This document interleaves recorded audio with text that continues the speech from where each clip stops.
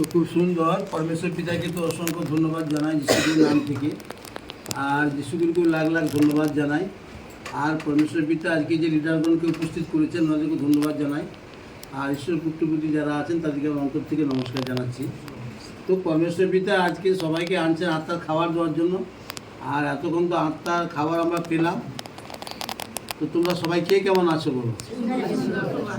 যখন সুন্দর সবাই আছো তাহলে আমাকে আর একটু 10 মিনিট টাইম দিতে হবে ঈশ্বরের বাক্য বলার জন্য। তো পরমেশ্বর পিতার কাছে আমরা যখন আসছি, পরমেশ্বর পিতার কাছে কিছু পাওয়ার জন্য,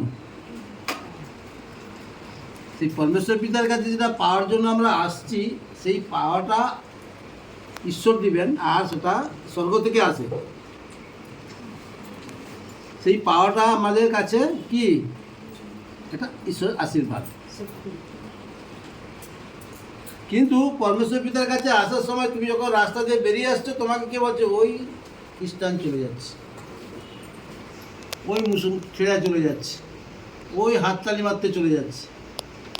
এরকম অনেক অনেক সাইড থেকে কমেন্ট আসে না, তাতে আমাদের কি হয়, মনটা অনেক কষ্ট পায়, ছোটো হয়ে যায়।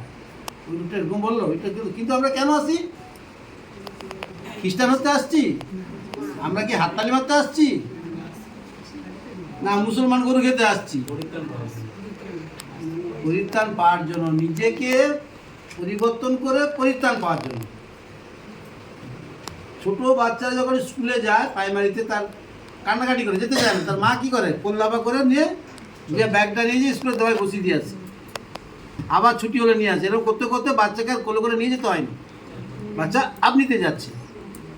সেরকম পরমেশ্বর পিতা আজ তার সন্তানদেরকে তার ভবনে আনছে যে পরিত্রাণ করার জন্য।